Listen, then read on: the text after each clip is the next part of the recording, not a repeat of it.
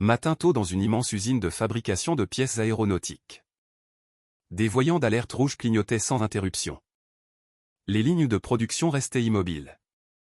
Des centaines d'ouvriers observaient, impuissants. Chaque minute qui passait représentait des dizaines de milliers de dollars perdus, un total de 2 millions de dollars par jour. Parmi les ingénieurs en pleine dispute, un homme en bleu de travail usé nettoyait tranquillement l'huile des machines. Observant tout, il s'agenouilla, tapota doucement un tuyau, entendit un son inhabituel, puis leva les yeux. Je crois que je sais où se trouve le blocage. Voici Mark Dawson, 38 ans, père célibataire, ancien technicien en chef dans l'armée, démobilisé après qu'une blessure à l'épaule ait mis fin à sa carrière militaire. Maintenant, il travaille de nuit, nettoyant et entretenant l'équipement d'une usine de pièces Ryanair, subvenant seul aux besoins de son fils de 10 ans, Ben. Ben adore construire des maquettes d'avions et s'assied souvent dans un coin de la salle de pause des employés, attendant la fin du quart de son père. Le garçon a hérité de la fascination de son père pour le fonctionnement des choses, posant constamment des questions sur les moteurs et les systèmes hydrauliques. Ce matin-là, Mark était encore en train de nettoyer les machines lorsque des sirènes d'urgence retentirent dans tout l'atelier de production principal. Une ligne de production critique s'était complètement arrêtée, entraînant des pertes estimées à 2 millions de dollars par jour. La direction, les ingénieurs en chef et des consultants externes se sont réunis pour en trouver la cause. Mais après 3 heures, ils restaient complètement déconcertés. Le problème semblait introuvable. Tous les systèmes primaires affichaient des lectures normales, les diagnostics informatiques ne détectaient rien d'anormal. Pourtant, toute la ligne refusait de fonctionner. Mark passait par là lors de sa ronde de nettoyage et entendit des fragments de leur discussion sur des lectures de pression d'air anormales. La conversation lui rappela un souvenir de ses jours dans la marine. Il avait rencontré une panne similaire sur un porte-avions où le problème ne venait pas de la machine principale, mais d'une vanne secondaire négligée. Mark hésita, sachant qu'il n'était qu'un membre du personnel d'entretien, mais en voyant Ben, assis patiemment dans le coin, l'attendre, il se dit « Je ne peux pas rester là à regarder ». Ce n'était pas que des chiffres sur un bilan. Cette usine employait des centaines de familles. Chaque jour d'arrêt signifiait des gens inquiets pour leur emploi, leur prêt immobilier, l'avenir de leurs enfants. Mark avait appris à l'armée que lorsque l'on voit un problème que l'on peut résoudre, on a la responsabilité d'agir. Les grades et les titres importent moins que les résultats lorsque des vies et des moyens de subsistance sont en jeu. Il s'approcha du groupe d'ingénieurs et de managers frustrés, réunis autour du tableau de commande. « Excusez-moi, dit Mark doucement, sa voix calme et respectueuse. Puis-je essayer de vérifier quelque chose ? Juste 5 minutes. Plusieurs ingénieurs le regardèrent avec une irritation à peine dissimulée. C'était une crise technique de plusieurs millions de dollars, pas quelque chose à confier à un agent d'entretien. Mais Mark avait passé 15 ans à entretenir des systèmes de pression complexes sur des navires de guerre. Il comprenait que parfois, les problèmes les plus coûteux ont les solutions les plus simples. Il suffit de savoir où chercher. L'avenir de l'usine était en jeu, et Mark était sur le point de prouver que l'expérience l'emporte sur les diplômes à chaque fois. Si vous pensez que parfois la personne négligée détient la clé pour résoudre les plus grands problèmes, restez avec nous, vous voudrez savoir ce qui se passe ensuite. Initialement, l'ingénieur en chef fronça les sourcils à la demande de Mark. Vous n'êtes pas autorisé à intervenir sur l'équipement de production. Mark répondit calmement, juste 5 minutes pour vérifier quelque chose. Je n'aurai pas besoin d'arrêter de système supplémentaire. Le PDG de l'usine, présent sur les lieux en raison de la crise, fit signe d'autoriser Mark à essayer. Que avons-nous à perdre ? Demanda le PDG à ses ingénieurs. Nous sommes déjà au point mort. Mark suivit les conduites de pression d'air, tapotant doucement chaque section jusqu'à ce que le son change. À un moment donné, caché derrière un cache anti-poussière, les ingénieurs observaient avec scepticisme cet employé d'entretien examiner méthodiquement leur système de plusieurs millions de dollars avec rien d'autre que ses oreilles et des outils basiques. Mark retira le cache anti-poussière et repéra immédiatement le problème, un fragment métallique cassé logé dans une vanne secondaire, provoquant des incohérences de pression qui déclenchaient l'arrêt de sécurité automatique du système. Voilà, dit Mark, en désignant le minuscule débris. Ce fragment fausse vos lectures de pression juste assez pour dérouter les protocoles de sécurité. L'ingénieur en chef s'approcha. Comment saviez-vous même où chercher ? Nos diagnostics montraient que tous les systèmes de pression primaire étaient normaux. Parce que vos diagnostics ne vérifient que les conduites principales, expliqua Mark. Dans la marine, nous avons appris que les vannes secondaires tombent en panne en premier, mais elles sont souvent négligées car elles ne font pas partie des routines de diagnostic standard. Marc utilisa ses outils d'entretien pour extraire délicatement le fragment métallique, vérifia le mécanisme de la vanne et signala le redémarrage du système. Les ingénieurs échangèrent des regards nerveux. Ils avaient passé 3 heures et consulté plusieurs spécialistes. Maintenant, un agent d'entretien prétendait pouvoir résoudre leur crise par un simple retrait de débris. « Vous êtes sûr de vous ?» demanda le PDG. Marc hocha la tête avec confiance. Ce type de panne est plus courant qu'on ne le pense. Le morceau cassé s'est probablement détaché lors de vibrations normales et s'est frayé un chemin jusqu'à l'endroit le plus inopportun. Le PDG donna l'ordre « Redémarrer le système ». Tout le monde retint son souffle alors que la séquence de démarrage commençait. Pendant 30 secondes, rien ne se passa. Les voyants d'alerte continuaient de clignoter. L'atelier de production restait silencieux. Puis, soudain, le son changea. Le vrombissement régulier des machines revint. Les lectures de pression se stabilisèrent. Les voyants d'alerte passèrent du rouge au vert.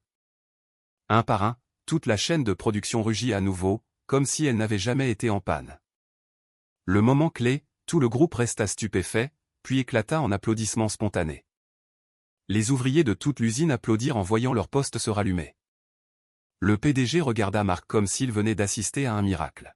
« Combien de temps cela vous a-t-il pris ? » 15 minutes, 12 minutes, dit Marc simplement. J'ai appris à l'armée que chaque système a un petit point faible qui peut arrêter toute l'opération. Trouvez ce point, et vous résolvez tout le problème. L'ingénieur en chef, humble, tendit la main à Marc. Où avez-vous servi ? Sur l'USS Enterprise.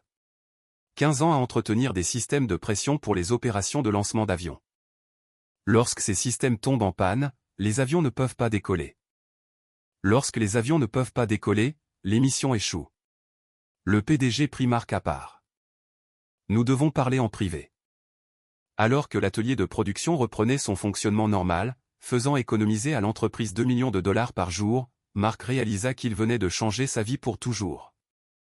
Mais ce qu'il ne savait pas encore, c'est que la nouvelle de l'ouvrier d'entretien qui avait sauvé l'usine se répandait déjà dans toute l'entreprise. Et parfois, la bonne personne au bon endroit au bon moment peut changer non seulement une vie, mais aussi la compréhension de toute une organisation sur l'origine de la vraie valeur. Ben agitait les bras avec excitation depuis la fenêtre de la salle de pause, ayant vu son père devenir un héros sans même essayer de l'être. Le garçon ne comprenait pas entièrement ce qui venait de se passer, mais il savait que son père avait fait quelque chose d'important, quelque chose qui avait rendu le sourire à tous les adultes inquiets. Une fois la crise terminée, Marc pensait reprendre ses tâches de nettoyage habituelles, mais le PDG le convoqua plutôt au bureau exécutif. « Marc, je dois en savoir plus sur votre parcours, » dit le PDG, s'installant derrière son bureau. « Ce que vous venez de faire, ce n'était pas de la chance. » Marc expliqua ses 15 années d'entretien de systèmes hydrauliques et de pression à bord de l'USS Enterprise, et comment il s'était spécialisé dans le dépannage des pannes qui pouvaient clouer au sol des opérations aériennes entières. « Pourquoi travaillez-vous à l'entretien ici au lieu de l'ingénierie » demanda le PDG. « Père célibataire, » répondit simplement Marc. « Le quart de nuit me permet d'emmener Ben à l'école et de le récupérer tous les jours. Les postes d'ingénieur exigent des déplacements, des heures supplémentaires, des urgences le week-end. Je ne peux pas lui faire ça. » Le PDG hocha la tête pensivement. « Et si je vous offrais un poste de conseiller technique à temps plein ? 4 fois votre salaire actuel, un horaire flexible, et aucun déplacement requis. » Marc hésita. L'argent changerait tout pour Ben, une meilleure école, un fonds pour l'université, des opportunités que Marc n'avait jamais imaginées. Mais il avait appris à se méfier des offres qui semblaient trop belles pour être vraies. « Pourquoi ?» demanda Marc. « Vous avez des ingénieurs avec des diplômes supérieurs. »« Parce que les diplômes n'enseignent pas l'instinct, » répondit le PDG. « Vous avez résolu en 12 minutes ce que toute notre équipe d'ingénierie n'a pas pu comprendre en 3 heures. Ce n'est pas seulement de l'expérience, c'est de l'intuition. » Marc examina attentivement l'offre. « J'aurais besoin de maintenir mon emploi du temps en fonction de l'école de Ben. »« Ce qui vous convient, » accepta le PDG. « Je suis plus intéressé à garder votre expertise ici qu'à gérer vos heures à la loupe. » Lorsque Marc récupéra Ben cet après-midi-là, il eut du mal à expliquer l'offre d'emploi. « Papa, tout le monde parle de ce que tu as fait, dit Ben avec excitation pendant le trajet de retour. Madame Patterson à la cafétéria a dit que tu avais sauvé les emplois de tout le monde. J'ai juste réparé une vanne cassée, mon pote. Non, tu as fait plus que ça, insista Ben avec la clarté de ses 10 ans. Tu as fait en sorte que tous les autres papas et mamans puissent continuer à travailler. Ce soir-là, Mark accepta l'offre du PDG. Une semaine plus tard, un tournant inattendu changea tout. Le PDG organisa une visite de l'usine pour Ben, lui montrant la ligne de production exacte que son père avait sauvée. Alors qu'il traversait l'installation, Ben portait sa dernière maquette d'avion, une réplique détaillée d'un F-18 Hornet. C'est la ligne qui fabrique des pièces pour de vrais avions comme celui-ci, expliqua le PDG à Ben, en désignant la maquette. Mon papa a aussi travaillé sur de vrais avions, dit fièrement Ben. Des gros, sur des navires. Lorsqu'ils arrivèrent à la vanne où Mark avait effectué sa réparation, Ben s'agenouilla et l'examina attentivement, tout comme il avait vu son père le faire avec les machines. Papa m'a appris que chaque machine a un point faible, dit Ben au PDG. Il faut écouter pour le trouver. Le PDG fut étonné par l'intuition mécanique de Ben et en parla plus tard à Mark. Il tient ça de sa mère aussi, expliqua Mark. Elle était ingénieure avant de mourir. Ben a nos 2 gènes de curiosité. Comment vous sentiriez-vous si Ben rejoignait notre programme d'été d'ingénierie pour jeunes, demanda le PDG. Nous sommes partenaires avec le lycée local pour les enfants intéressés par la fabrication et la conception. Mark réalisa que cette opportunité pourrait façonner tout l'avenir de Ben. Il adorerait ça. Votre fils a les mêmes instincts que vous, observa le PDG. Il regarde les problèmes différemment de la plupart des enfants de son âge. Le rebondissement s'accentua lorsque Ben s'approcha de Mark après la visite avec une demande inattendue. « Papa, peux-tu m'apprendre à réparer les choses vraiment importantes comme tu le fais ? Tu veux dire la réparation mécanique ? Je veux dire aider les gens, clarifia Ben. Quand tu as réparé cette machine, tu as aidé des centaines de familles. Je veux apprendre à aider les gens comme ça aussi. » Mark réalisa que son fils avait compris quelque chose de profond sur le lien entre les compétences techniques et l'impact humain. D'accord, mon pote, mais d'abord, tu dois finir tes devoirs et continuer à construire ces maquettes d'avions. Marché conclu. Ben sourit. Mais on peut commencer par quelque chose de facile ? Peut-être le robinet cassé dans notre cuisine ? Mark rit, se souvenant de sa propre fascination d'enfance pour démonter les choses et les remonter. Alors qu'il retournait à la voiture, Mark réfléchit à la façon dont leur vie avait radicalement changé en seulement une semaine. Il était passé d'ouvrier d'entretien invisible à conseiller technique estimé. Ben était passé d'attendre dans les salles de pause à visiter les lignes de production en tant qu'invité d'honneur. Mais le changement le plus important n'est pas financier ou professionnel, c'est Ben qui voit son père non seulement comme un papa, mais comme quelqu'un dont les compétences comptent pour le monde. Et cette leçon façonnera toute la compréhension de Ben de son propre potentiel. L'histoire de l'ouvrier d'entretien qui a sauvé la ligne de production se répandit dans toute Ryanair comme une traînée de poudre. Les travailleurs la partagèrent en interne comme une leçon sur le respect de chaque niveau d'expertise, quels que soient les titres de poste ou les uniformes. L'équipe de nuit, qui reconnaissait à peine Mark, le salue maintenant avec un respect sincère. Les ingénieurs du quart de jour recherchent activement son avis sur les problèmes mécaniques difficiles. Mark est le gars qui a sauvé nos emplois devint une phrase courante entendue dans les ateliers de l'usine.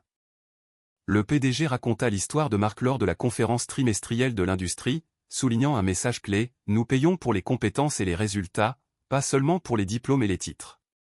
D'autres cadres de l'industrie manufacturière prenaient des notes, réalisant qu'ils pouvaient négliger une expertise précieuse au sein de leurs propres équipes d'entretien. De retour à l'usine, Mark commença à former toute l'équipe de maintenance à l'identification du type de panne qui avait failli coûter des millions à l'entreprise. Ces cours informels devinrent parmi les sessions de formation les plus fréquentées de l'histoire de l'entreprise. Ben garda une photo encadrée de lui et de son père devant la ligne de production réparée. Il l'appelait sa photo de super-héros et la montrait fièrement à ses camarades de classe et à ses professeurs. Pendant le programme d'ingénierie d'été, Ben impressionna les instructeurs par ses capacités de diagnostic naturel. Lorsqu'un robot d'entraînement tomba en panne, Ben écouta attentivement et suggéra de vérifier une connexion lâche dans l'alimentation électrique. Il a raison. Votre fils a une intuition mécanique exceptionnelle, dit le directeur du programme à Mark. Nous aimerions qu'il encadre des étudiants plus jeunes l'été prochain. 6 mois plus tard, Marc présenta sa première proposition majeure d'amélioration de système au conseil d'administration. Sa conception de protocole de maintenance prédictive pourrait prévenir des arrêts similaires sur toutes les lignes de production.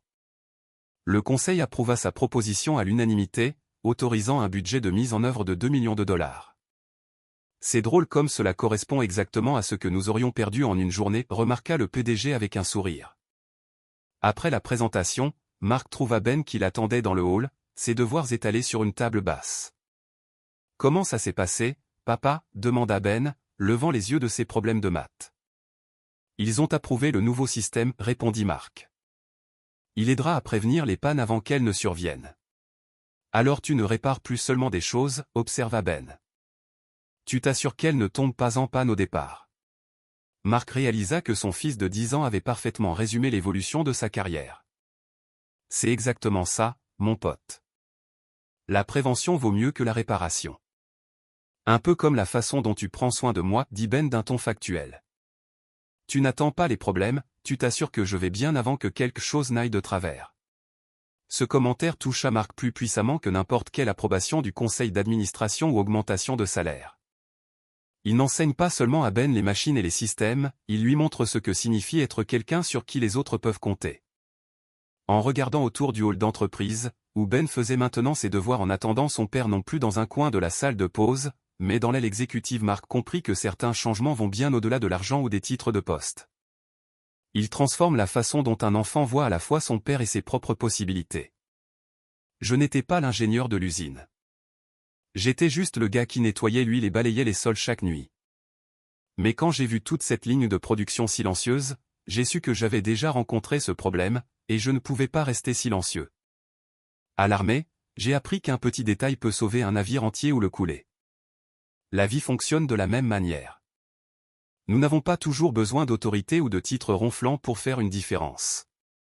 Parfois, nous avons juste besoin d'assez d'observation, d'assez de courage et d'assez de responsabilité pour nous avancer.